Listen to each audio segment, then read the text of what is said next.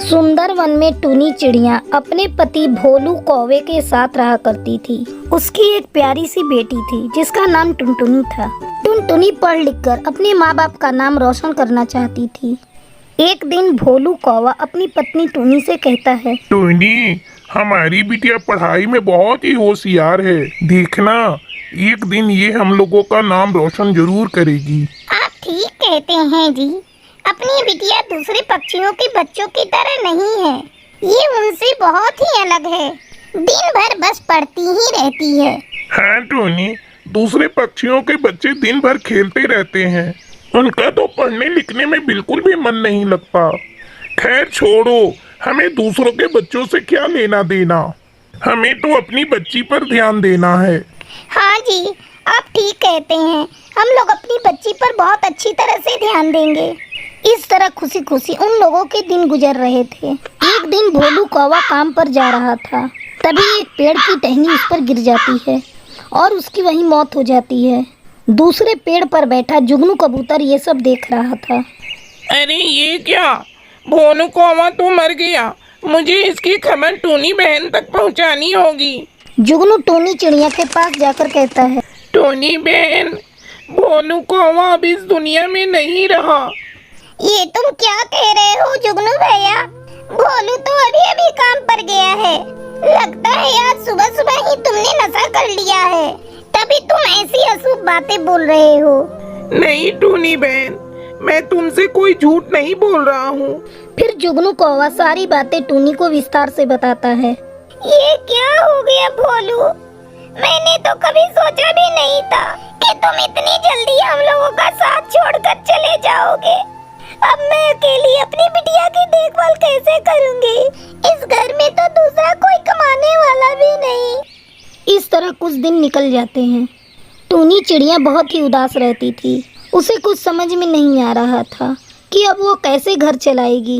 एक दिन टुनटुनी उससे कहती है, माँ, कई दिनों से स्कूल की फी नहीं भरी है। मैं पापा से कहने वाली थी, लेकिन मैं कह नहीं पाई। लगता है अब मुझे स्कूल छोड़ना पड़ेगा। बेटा, क्या बताऊं, घर में एक भी पैसा नहीं है, नहीं तो मैं तेरा स्कूल फी जमा कर देती। तेरे पापा को बहुत शौक था तुझे पढ़ाने का, लेकिन लगता है अब तुझे पढ़ाई छोड़नी पड़ेगी। दोनों माँ बेटी बातें कर रही थीं। तभी बुलबुल चिड़िया आती है। टूनी चिड़िया, भोलू कौवा के बारे में सुना, बहुत दुख हुआ। बहुत भला पक्षी था, सबकी मदद करने को तैयार रहता था। क्या बताऊं बुलबुल बहन, जब से भोलू कौवा गया है, घर में अनाज का एक भी दाना नहीं है और बिटिया को पढ़ाने के लिए पैसा भी नहीं है। कुछ समझ में नहीं आ रहा है क्या करूं। घर चलाना बहुत कठिन हो रहा है। तब बुलबुल कहती है, टूनी, तू उदास मत हो। अगर तुम मेरी बात मानो तो तुम आइसक्रीम बनाकर बेचना शुरू करो। गर्मी का दिन है, तुम्हारा आइसक्रीम फटाफट बिक जाएगा। मैं तुम्हें कुछ रुपये उधार दे देती हूँ। जब तुम्हारे पास पैसे आ जाएंगे तो मुझे वापस कर देना।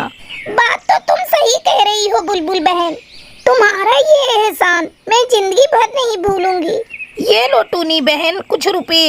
इन पैसों से तुम आज ही जाकर आइसक्रीम बनाने का सामान ले आओ। इतना कहकर बुलबुल चिड़िया वहाँ से चली जाती है। तब टूनी अपनी बेटी टुनटुनी को बुलाती है। टुनटुनी, अब तुझे स्कूल छोड़ने की कोई जरूरत नहीं। ये देख, बुलबुल ने मुझे कुछ पैसे दिए हैं। मैं इनसे आइसक्रीम बनाने का सामान ले आती हूँ। मैं कल से आइसक्रीम बनाऊंगी और तू उसे बेचना।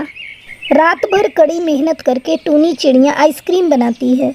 अगले दिन टुनटुनी आइसक्रीम लेकर बाजार में बेचने जाती है।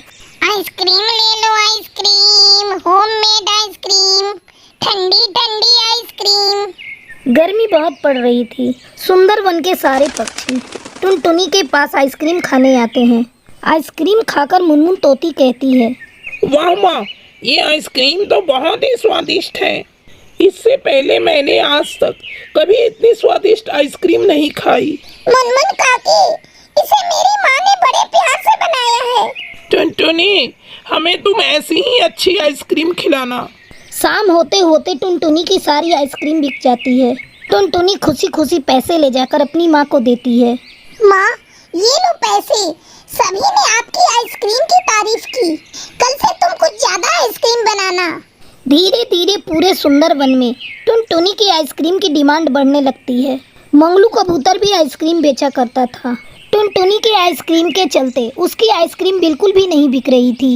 एक दिन जब टुनटुनी अपनी आइसक्रीम बेचने जा रही थी, तभी रास्ते में मंगलू कबूतर उसे रोक कर कहता है, टुनटुनी चिड़िया, तू अपनी आइसक्रीम कहीं और जाकर बेच। तेरे कारण मेरा आइसक्रीम बिकना बंद हो गया है। अगर तूने मेरी बात नहीं मानी तो मैं तुम्हारे हाथ पैर तोड़ दूंगा। मंगलू कबूतर, इसमें मेरी क्या गलती है? तुम्हारी आइसक्रीम अच्छी नहीं होती, इसीलिए तुम्हारी कम बिक्री हो रही है। मैं तो आइसक्रीम यही बेचूंगी, तुम्हें जो करना है कर लो। टुनटुनी चिड़िया, तू देखने में छोटी है पर तेरी जुबान बहुत चल रही है। देख मैं तेरे साथ क्या करता हूँ। मंगलू कबूतर टुनटुनी को पीटने लगता है और उसके सारे आइसक्रीम फेंक देता है। टुनटुनी चिड़िया रोती हुई अपने घर पहुँचती है। क्या हुआ टुनटुनी बेटा, तू क्यों रो रही है? माँ, मंगलू कबूतर ने मुझे मारा और सारे आइसक्रीम को भी फेंक दिया। वो मुझे आइसक्रीम बेचने से भी मना कर रहा है। अब क्या होगा माँ, हम लोग क्या करेंगे? बेटा, तुझे चिंता करने की कोई जरूरत नहीं। हम लोगों के आइसक्रीम सभी लोग पसंद करते हैं। ऐसा कर, तो सभी के घर घर जाकर आइसक्रीम बेचना शुरू कर दे। ठीक है माँ, तुम फिर से आइसक्रीम बनाओ। मैं अभी सबके घरों तक आइसक्रीम पहुँचा कर आती हूँ। अब टुनटुनी जंगल के सभी पक्षियों को आइसक्रीम की होम डिलीवरी देने लगती है। आइसक्रीम बेचने के साथ साथ टुनटुनी अपनी पढ़ाई भी जारी रखती है। अब टुनटुनी के पास पैसों की कोई कमी नहीं थी। वो खुशी खुशी अपनी माँ के साथ अपनी जिंदगी बिताने लगती है। चूचू कबूतर नारियल पानी बेचकर अपने परिवार का गुजारा चलाया करता था। वो सुबह सुबह नारियल पानी बेचने के लिए अपने घर से निकल जाया करता था। नारियल पानी ले लो, ठंडे ठंडे नारियल पानी ले लो। अरे ओ नारियल पानी वाले, जरा इधर आना। अभी आ रहा हूँ बहन। चूचू कबूतर नारियल पानी लेकर बुलबुल चिड़िया के पास जाता है। ये लो बहन नारियल पानी। इस तरह चूचू कबूतर पूरे दिन घूम घूम कर नारियल पानी बेचा करता था।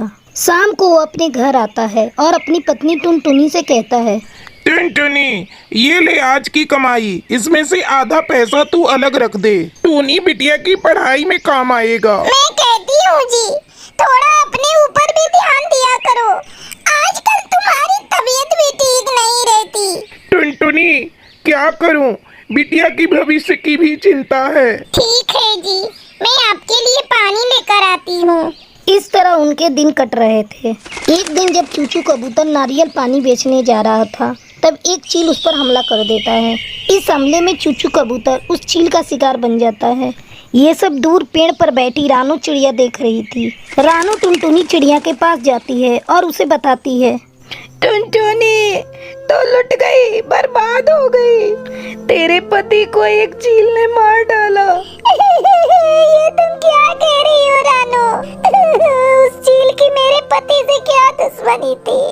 कई दिनों तक टुनटुनी चिड़िया चूचू कबूतर की याद में रोते रहती है। एक दिन टुनटुनी की बेटी उसके पास आकर कहती है, माँ, कई दिन हो गए तुमने कुछ भी खाया पिया नहीं है और रोते रह रही हो। इस तरह तुम्हारी तबीयत खराब हो जाएगी माँ। अगर तुम्हें कुछ हो गया माँ, तो मुझे कौन देखेगा? तुम मेरी खातिर थोड़ा सा खा लो माँ। अपने दिल पर पत्थर रखकर टुनटुनी चिड़िया फिर से अपनी जिंदगी की शुरुआत करती है। टूनी बेटा, मैं नारियल पानी बेचने जा रही हूँ, तुम घर का ध्यान रखना। माँ, मैं तुम्हें अकेले नहीं जाने दूंगी, मैं भी तुम्हारे साथ चलती हूँ। नहीं बेटा, तू घर पर रहकर घर की देखभाल कर, मैं जल्दी ही आ जाऊंगी।